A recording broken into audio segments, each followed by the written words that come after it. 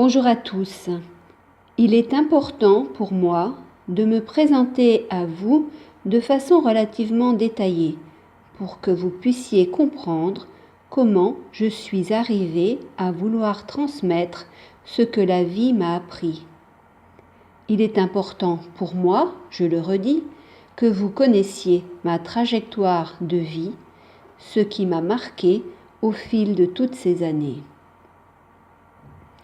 Le début de mon histoire. Ma petite enfance heureuse, globalement, mais perturbée. À la maison.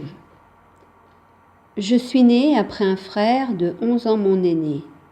Ma maman a fait une fausse couche entre nos deux naissances. Maman étant cardiaque, ses grossesses étaient à risque, et pour le bébé et pour elle-même. J'étais attendue comme le Messie, paraît-il. Le suivi de grossesse et l'accouchement se sont faits dans une clinique spécialisée, loin du domicile de mes parents. L'obstétricien était un ponte en matière de grossesse à risque. Pour l'anecdote, maman et moi sommes rentrés chez nous en Cadillac, voiture du patron de mon père. Mon père, ma mère, mon frère étaient aux petits soins pour moi. Jusqu'à mes 3 ans, j'ai vécu avec les pleins pouvoirs sur mon environnement et ma famille. Vers mes 3 ans environ, mon père m'a rejetée, abandonnée. Je ne sais pas quel terme vraiment employer, soupçonnant maman d'infidélité et pensant que je n'étais pas sa fille légitime. À partir de ce moment-là, je n'ai plus eu droit à aucun contact physique avec mon père. Plus de câlins, simplement une bise pour se dire bonjour, au revoir, et une communication verbale réduite. J'avoue ne pas avoir compris son attitude, et il est sans doute responsable de mes résultats scolaires éblouissants. J'ai fait le maximum pour l'intéresser, pour qu'il revienne vers moi, essayant de ne pas être comme les autres. Mon frère ayant toujours été dernier de sa classe, j'ai sans doute voulu marquer ma différence. Il me semblait aussi que maman préférait mon frère à moi.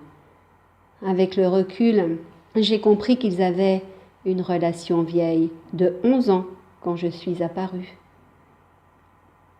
Mon frère a été lui aussi malmené par mon père, mais pas parce qu'il le soupçonnait d'être le fils de quelqu'un d'autre, simplement parce que mon père souhaitait la naissance d'une fille et non pas d'un fils comme premier enfant. Finalement, mon frère et moi avons été complètement abandonnés par notre père et élevés principalement par notre maman, alors que nous vivions tous sous le même toit. Autant mon frère était sociable, avec plein de copains et de copines, autant j'étais renfermée, timide et même asociale. Je ne suis allée à la maternelle qu'à l'âge de 4 ans et ça a été un calvaire. J'aimais apprendre, mais que le temps me paraissait infini, coupée que j'étais de ma maman. Pendant la récréation, je restais debout, sous un arbre, seule. Enfant, j'aimais lire, et surtout à haute voix, et j'exigeais que ma maman m'écoute. J'ambitionnais de devenir écrivaine, d'habiter une maison proche d'une forêt où je pourrais aller me ressourcer et retrouver l'inspiration. Était-ce la graine de conférencière et de rédactrice d'articles qui germait ? J'adorais les documentaires sur les animaux, les plantes, l'évolution de l'homme. Je me passionne donc pour le vivant depuis mon enfance. Voilà, c'est une première approche de ma vie, ma toute jeune vie, et vous aurez la suite dans une prochaine vidéo qui paraîtra dans une semaine, jour pour jour.